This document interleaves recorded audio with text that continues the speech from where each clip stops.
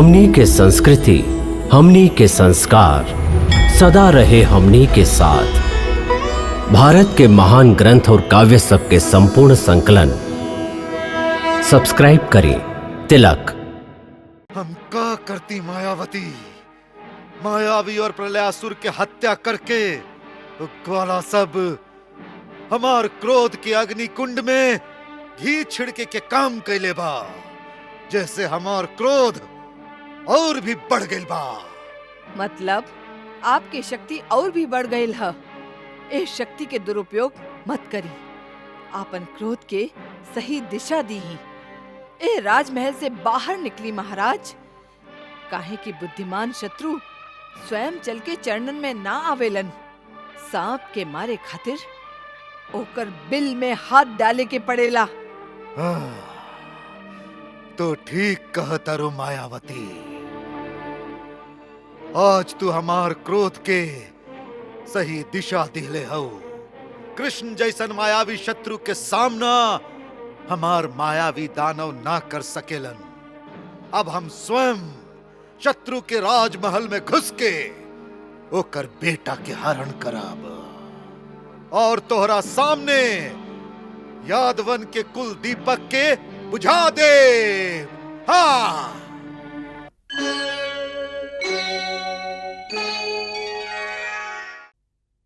नारायण नारायण नारायण नारायण नारायण। देवी रति, आज आप अनायास से प्रसन्न हो रहा हैं। आपके उदास मन में अचानक प्रसन्नता के फूल कैसे खिल गईल?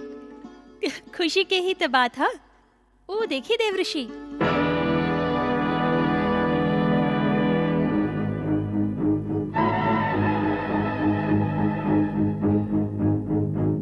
देख रहल है ना ओ संबरासुर के।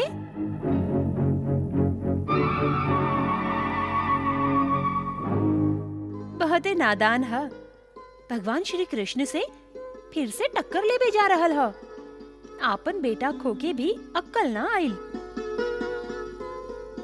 मायावी राक्षस और प्रलयासुर के मृत्यु के बाद भी साहस खत्म ना भइल ओकर,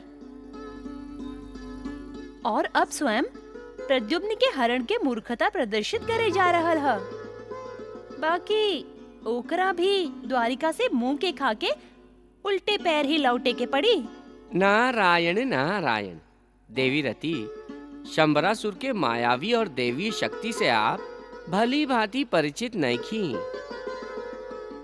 सैकड़ों राक्षस और दानवन के मृत्यु के बाद ऐसा भयंकर राक्षस के जन्म होखेला। आप ओकर मायावी शक्ति के कम मत समझी। ऐसन मायावी शक्ति तो मायावी राक्षस प्रलयासुर के पास भी रहे मुनिवर। ओकर अंत तो आप देख ही चुकल हैं, कैसे चींटी के लेखा कुचल और मसल दिहल गई रहे। नारायण, ऐसे कि दोनों के पास दिव्यास्त्र के उ शक्ति न रहे जे असुर राज शंबरासुर के पास है। दिव्यास्त्र? शंबरासुर के पास दिव्यास्त्र की शक्ति है? कहवा से मिलल ई शक्ति? कैसे प्राप्त भइल ई अस्त्र? के दिहलस ई वरदान? नारायण नारायण। बतावत हैं देवी, बतावत हैं। आप व्याकुल होके एगो प्रश्न में कईगो प्रश्न पूछ रहल हैं। जल्दी बताई मुनिवर, जल्दी बताई। ऊ अस्त्र है मुग्दर। मुग्दर?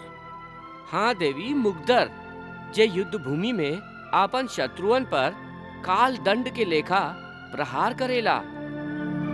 एक बार शंबरासुर माई पार्वती के प्रसन्न करे खातिर और वर प्राप्त करे खातिर कई बरिस तक कठोर तपस्या कैलस, और अंत में आपन तपस्या में लीन होके जब वो अपन माथा माई पार्वती के चरण में बलि स्वरूप अर्पित कैलस, तब माई ओकर तपस्या और श्रद्धा के फल स्वरूप प्रकट होके ओकरा के ई वरदान प्रदान कैली। माई प्रकट होई, प्रकट होई माई, प्रकट होई। दर्शन दिही माई, दर्शन दिही।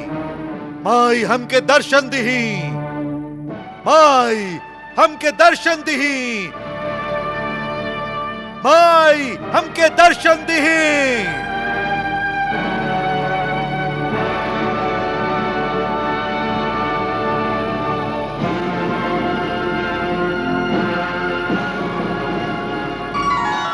जा बेटा, रुक जा।